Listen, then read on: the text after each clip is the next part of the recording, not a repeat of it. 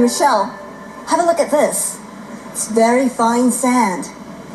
Today I'm going to be introducing you to an innovation that's got something to do with sand. So today we're going to be shooting on the beach.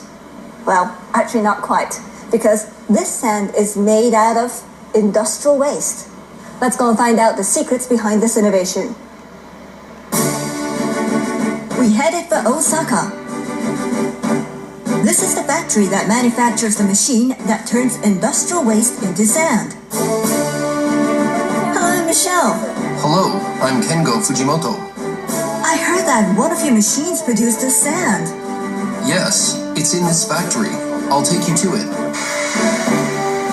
This is today's Takumi, Kengo Fujimoto. He is the engineer that developed the machine that turns industrial waste into sand. We were led into a plating factory. And there it was. A big white machine. A look underneath revealed sand that looked similar to what was in the bottle. How does it work?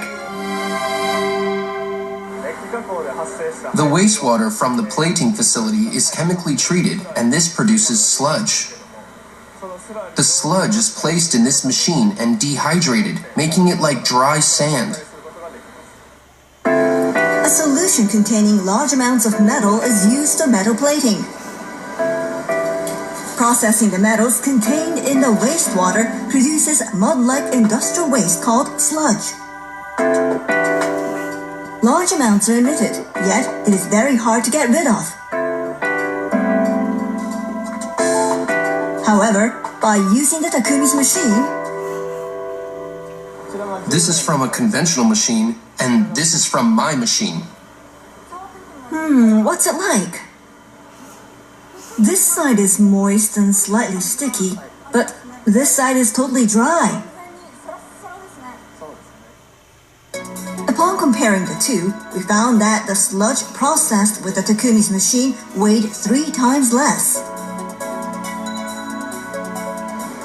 As a result, there was less to dispose of as industrial waste, which in turn led to lower waste disposal costs.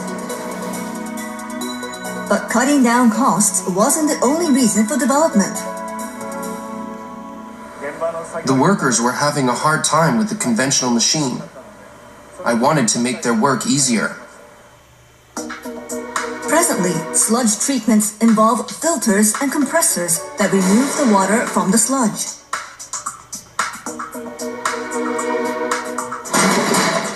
This method is useful for processing large amounts of sludge, but the downside is that the filters need to be cleaned regularly.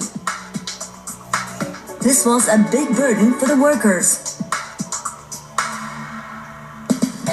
Learning of the situation, the Takumi began development in 2009. He first set his sights on a centrifugal machine that his company used in a different field.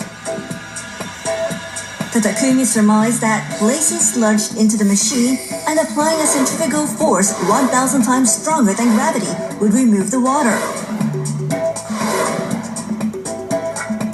But the sludge placed in the machine ended up like this.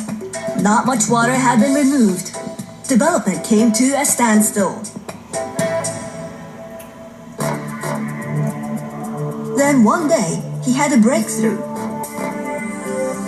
During a meeting, he noticed one of his co-workers taking a pinch of sludge between his fingers. This gave him an idea. I realized that spreading it thin would make it easier to dry. He realized that the sludge became dry and powdery when rubbed between the fingers. If he could recreate this with a machine, then the sludge could be turned into sand. And this is the machine that he developed. To recreate the finger rubbing movement, he developed 2 rollers that would slowly compress the sludge. And to dry the sludge, he added a system that heats the rollers to 110 degrees Celsius. The thinly dried sludge is turned into sand when it's scraped off with a spatula.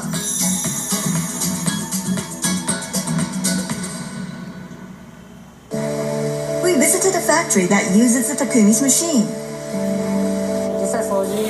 I was in charge of cleaning the other machine, and this one has considerably lightened the workload.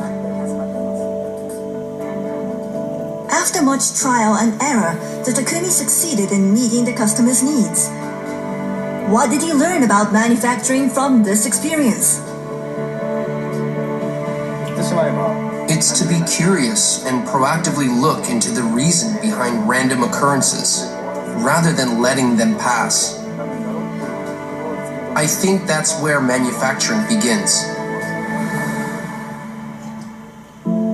I was impressed by the focus and work ethics of the Takumi, and his daily efforts are what made the innovation possible.